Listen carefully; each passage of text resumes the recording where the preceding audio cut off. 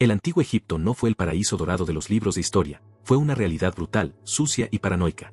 La supervivencia diaria dependía de una embriaguez forzada para evitar el agua contaminada, mientras la dieta básica destrozaba la dentadura como si se masticara vidrio.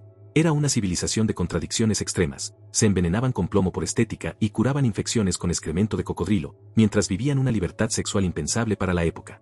Aquí, la ley no encarcelaba, mutilaba rostros, y la devoción religiosa podía costarle la vida a cualquiera que tocara a una mascota sagrada.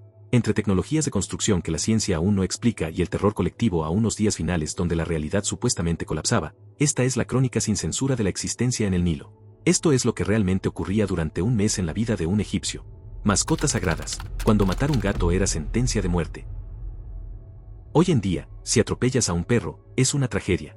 En el antiguo Egipto, era un crimen capital que provocaba disturbios internacionales. La devoción por los animales no era amor por las mascotas, era un fanatismo teológico absoluto, una línea roja sangrienta que nadie, ni siquiera el imperio más poderoso del mundo, podía cruzar. Para entender la locura, miremos un hecho histórico real documentado por Diodoro Sículo. Un soldado romano, parte de una delegación diplomática en Egipto, mató accidentalmente a un gato. Roma era la superpotencia, los dueños del Mediterráneo. Pero eso no importó. Una turba de egipcios enfurecidos rodeó el cuartel. No pedían disculpas, pedían sangre. A pesar de las súplicas del faraón Ptolomeo XII, aterrorizado por una guerra con Roma, la turba asaltó el lugar y linchó al soldado romano. Prefirieron arriesgar la aniquilación de su país antes que perdonar la muerte de un felino. Eso no es amor, es psicosis colectiva. Pero detrás de este fervor sagrado se escondía una de las industrias más oscuras y macabras de la antigüedad, la fábrica de momias. Los arqueólogos han encontrado catacumbas no con una o dos momias, sino con millones. Millones de ibis, halcones, gatos, cocodrilos y perros, apilados en túneles infinitos. Durante años pensamos que eran mascotas amadas que murieron de viejas. La realidad forense es mucho más siniestra. Los escáneres modernos revelan la verdad, la mayoría de estos animales eran cachorros o jóvenes con el cuello roto deliberadamente. Aquí nace la teoría del mercado de la fe. Los templos no eran solo lugares de culto, eran granjas industriales de sacrificio.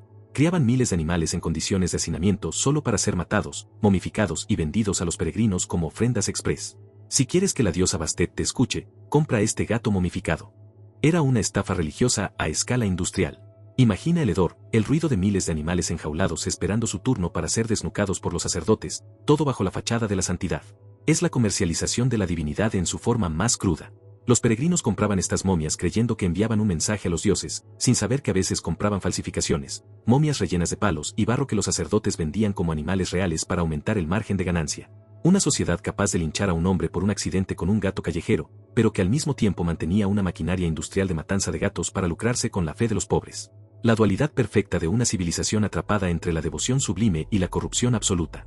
La dieta de la embriaguez, borrachos por ley y pan de vidrio.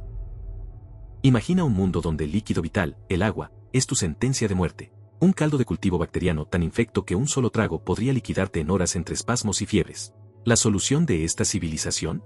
Vivir en un estado perpetuo de intoxicación etílica. No estamos hablando de una fiesta de fin de semana. Hablamos de una política de supervivencia biológica que se convirtió en una jaula mental. Desde el amanecer hasta el anochecer, hombres, mujeres e incluso niños pequeños, no bebían otra cosa que una cerveza espesa, turbia y tibia. No era la bebida refrescante que conoces hoy, era una papilla fermentada, un pan líquido cargado de sedimentos que llenaba el estómago pero nublaba la mente. La realidad es grotesca cuando la analizas de cerca. Una población entera, desde la infancia, operando con un nivel constante de alcohol en sangre. Los trabajadores que levantaron imperios no lo hicieron sobrios, lo hicieron bajo una neblina eufórica, anestesiados contra el dolor muscular y la fatiga extrema. Aquí es donde entra la teoría más oscura. ¿Fue esto un accidente afortunado de la fermentación o la estrategia de control de masas más brillante y perversa de la historia? Una sociedad perpetuamente ebria no se revela. Una mente adormecida por el lúpulo y la cebada no cuestiona al faraón ni al capataz. La dieta de la embriaguez garantizaba súbditos dóciles, felices en su miseria, tambaleándose en una cuerda floja entre la nutrición y el alcoholismo funcional. Pero si la bebida te mantenía dócil, la comida te destrozaba desde adentro. Aquí es donde entra el verdadero horror físico, el pan de vidrio. Olvida el pan suave y esponjoso. La tecnología de molienda de la época era primitiva y brutal, usaban piedras toscas que se desmoronaban durante el proceso. A esto súmale la omnipresente arena del desierto que se colaba en cada grano de harina. El resultado no era comida, era una lija comestible. Cada bocado era una tortura microscópica. Masticar significaba frotar tus dientes contra miles de partículas de sílice y roca. El desgaste dental no era una posibilidad, era una certeza matemática. Los esqueletos encontrados no mienten, bocas devastadas, molares reducidos a cráteres planos, nervios expuestos y mandíbulas infectadas que supuraban dolor constante. Imagina el sonido dentro de tu cráneo al masticar, crack, crack, crack. Un rechinar de piedras pulverizando el esmalte de tus dientes hasta llegar a la raíz viva.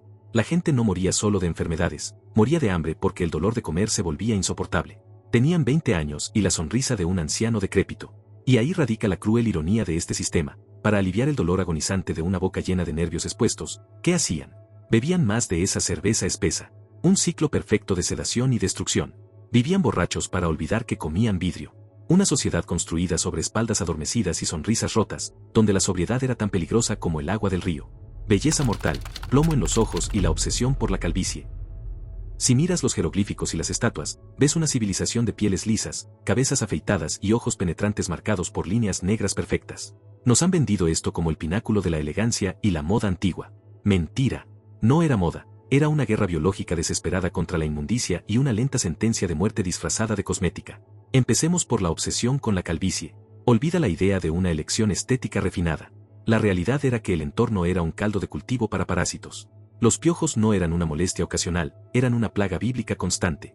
En un mundo sin champús químicos ni higiene moderna, el cabello humano era un nido de infecciones. La solución fue radical, la eliminación total del hábitat. Sacerdotes, nobles y plebeyos se rapaban el cuerpo entero, cabeza, cejas, pestañas, vello púbico, no por estilo, sino por puro pánico a ser devorados vivos por los parásitos. Las pelucas que usaban no eran accesorios de vanidad, eran escudos, sombreros ventilados que se podían quitar para despiojar o quemar si la infestación era incontrolable. Imagina la sensación constante de picazón fantasma, la paranoia de sentir algo caminando sobre tu piel, llevando a una sociedad entera a vivir bajo la cuchilla de bronce y sílex, raspando su piel hasta la irritación diaria solo para evitar convertirse en un banquete para los insectos. Pero si la lucha contra los piojos era brutal, la lucha por proteger los ojos era suicida. Aquí entra el icónico col, ese delineador negro y espeso que define la mirada egipcia.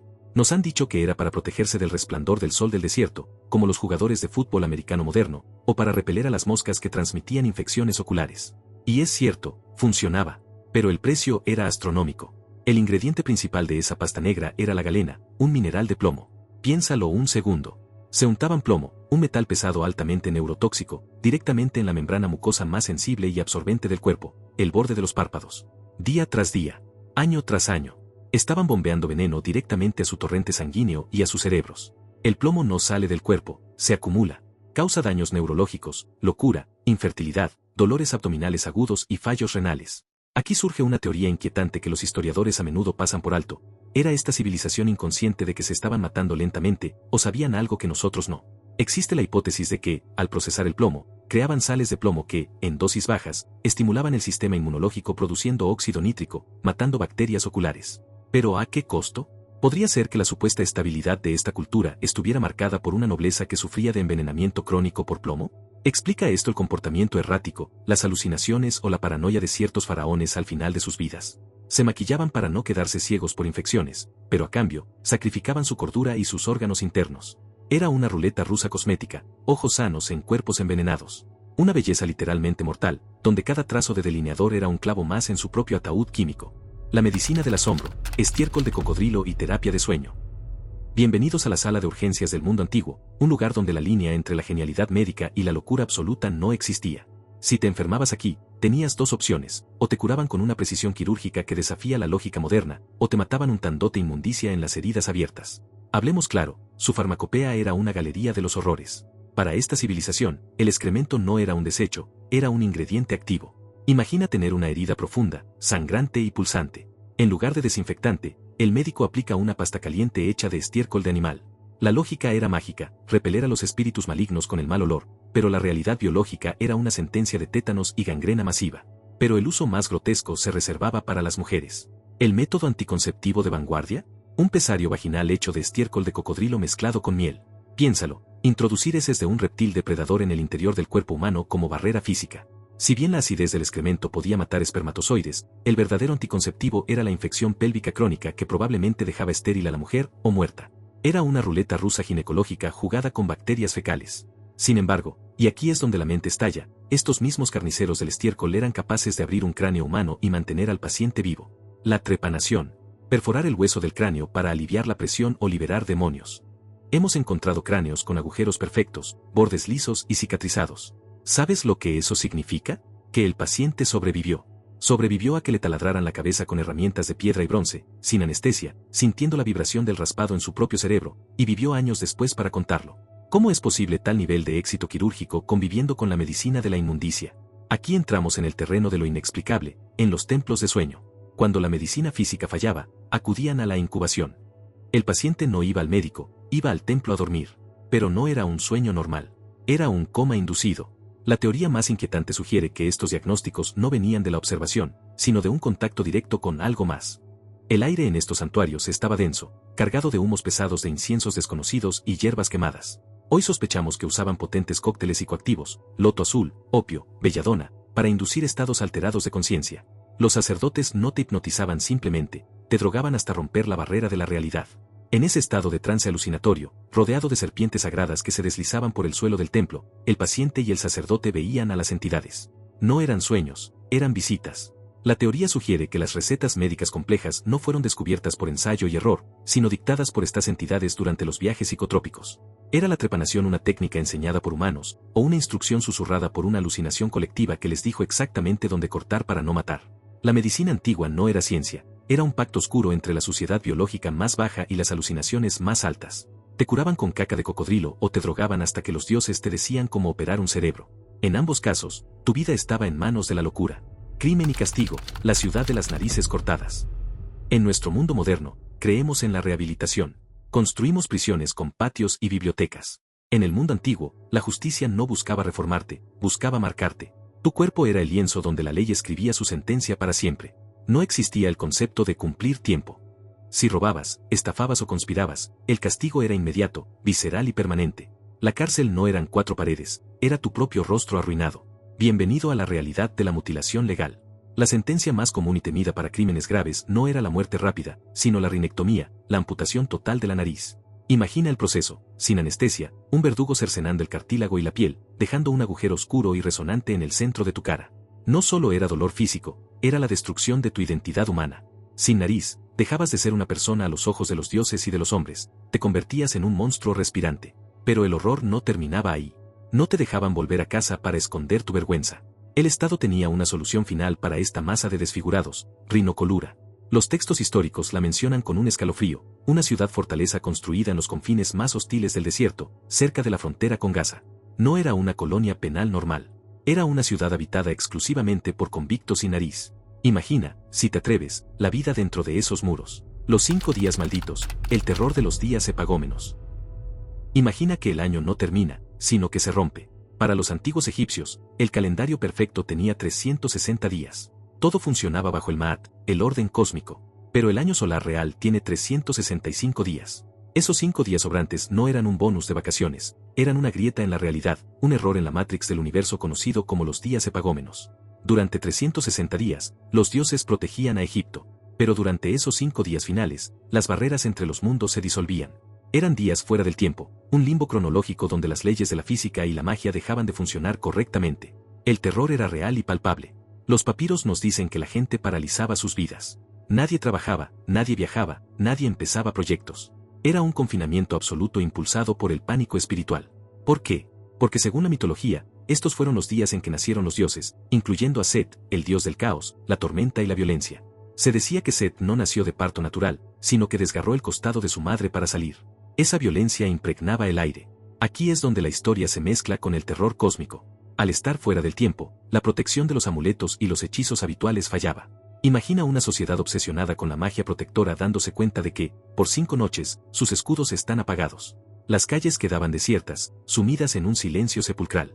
Se creía que durante este periodo, entidades que normalmente habitan en el Duat, el inframundo, o en los márgenes del caos podían cruzar al plano físico. No eran días para celebrar, eran días para esconderse. La teoría más oscura sugiere que eran días de cacería salvaje. Si salías de noche, no te arriesgabas a que te robaran, te arriesgabas a encontrarte con cosas que no tenían forma humana, sombras hambrientas que aprovechaban la debilidad de la barrera dimensional para alimentarse de la energía vital, de los incautos. Se decía que morir durante estos 5 días era el peor destino posible. Si morías fuera del tiempo, tu alma podía perderse en el vacío, incapaz de encontrar el camino al juicio de Osiris, condenada a vagar eternamente en la nada, borrada de la existencia. Era una purga espiritual anual. 5 días de terror psicológico donde el faraón y el campesino temblaban por igual, esperando desesperadamente ver el amanecer del primer día del año nuevo, la señal de que el universo había vuelto a su órbita y las jaulas del infierno se habían cerrado de nuevo. Hasta entonces, Egipto contenía la respiración, rezando para que nada tocara a su puerta en la oscuridad.